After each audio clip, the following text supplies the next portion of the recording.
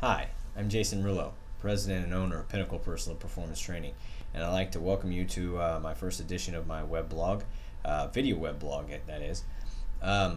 This is going to be a weekly web blog, usually based on current events in fitness and nutrition, but anybody that has comments or questions about certain things, I can address them in a web blog, no problem. So I invite you to provide comments on each blog. Today's edition is basically going to cover what was brought out on Wednesday, July 29th, I believe.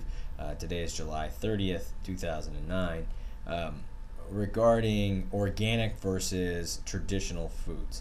There's a lot of misunderstood and misconceptions about organic versus traditional, and I just want to try to clear them up for you in as quickest way possible.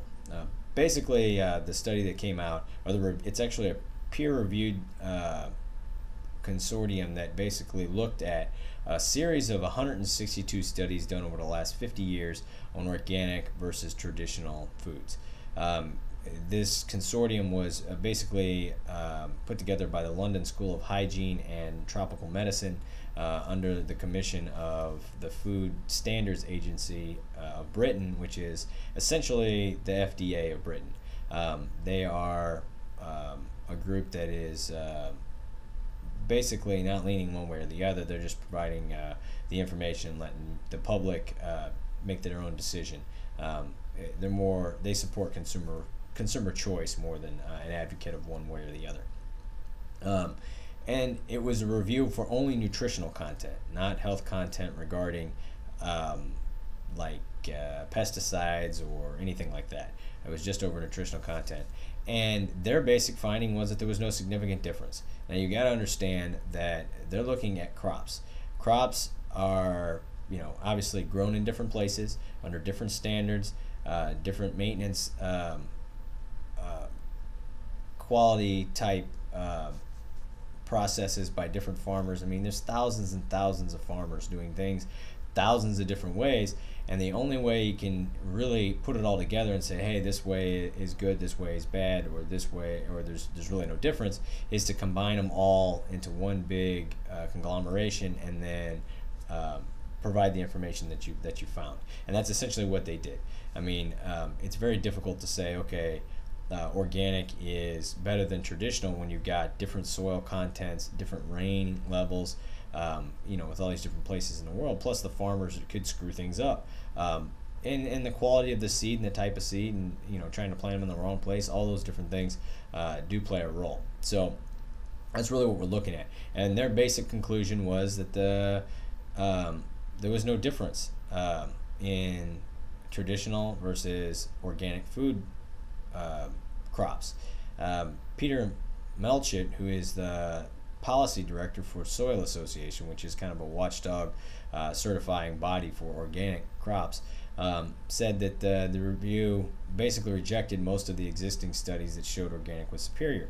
And you also got to understand that when you're looking at a group of studies, you have to have certain criterion that will throw out certain studies.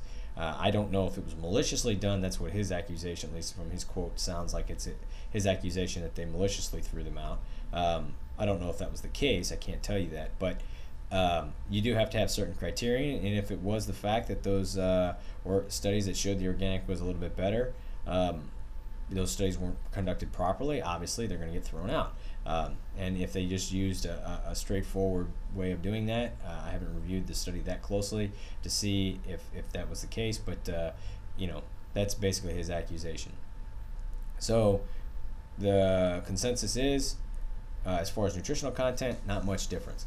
Now you have various other things that you can get into. Okay, now traditional foods include GMO, genetically modified foods, and then you got GMO versus organic.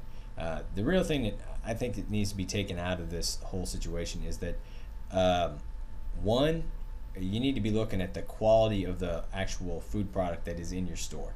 Meaning, is it properly ripened? Does it look like, if it's a tomato, does it look like a good tomato? That's a key. If it looks like a good tomato, worry less about whether the fact it's organic or not. I mean, when we're talking about our clientele, we're just trying to get them to eat the right foods. I mean, eat less Doritos and eat more whole grains and eat less candy and eat more fruit. I mean, that's the real key here. Americans are so far out of shape and eat so poorly that just doing those things is what they need to focus on, instead of, is this the organic potato chip or is this the regular potato chip? Wrong question. The question should be, should I be eating a potato chip or should I be eating vegetables? Not, is this an organic or non-organic potato chip? I actually have a friend who's a doctor, and he tells me he gets the organic Cocoa Puffs. Worry less about organic Cocoa Puffs, buddy. Try to worry a little bit more about providing the good quality foods. And he eats relatively healthy, but that is really a moot point if it's organic or non-organic Cocoa Puffs.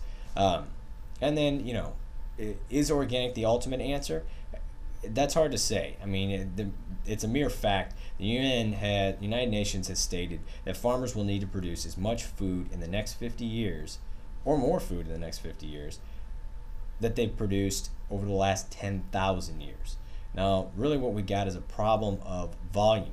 There's only so much farmland that's actually available in the world, and how much is that is already cultivated, and how are they going to increase yields? Organic crops typically have less yield than traditional, and GMO, or genetically modified, typically have even higher yields than traditional. So what are we going to look at? Do we need the genetically modified? Do we need organic? A combination of all of those. You got to improve yields if we're going to need to produce that much food over the next 50 years. In fact, the former Secretary of Agriculture, Dan Glickman, has been quoted as saying, the organic labor is a marketing tool. It doesn't provide any statement of safety or content in food. And you got to understand that, and you got to remember that when you're going and picking your foods out. Another fact is that biotech ingredients have been included in over 1 trillion meals. This information comes from Dr. David Stark, who's the Vice President of Consumer Trades for Monsanto Company. As far as they found, 0 scientifically documented negative health effects due to biogenetically improved or modified crops. Biotech crops improve yield. So, you got a cost-benefit analysis, okay? We need to improve yield. We need to improve content. Is the best way to do that through genetic modification or through organics? Whatever it is, I think traditional Americans just need to worry, and people in general across the world need to worry less about, is it organic or not organic? Is this milk been treated with BST, or has it not been treated with BST? Let's start worrying about improving the amount and the quality and the quantity and the overall quality of their diet.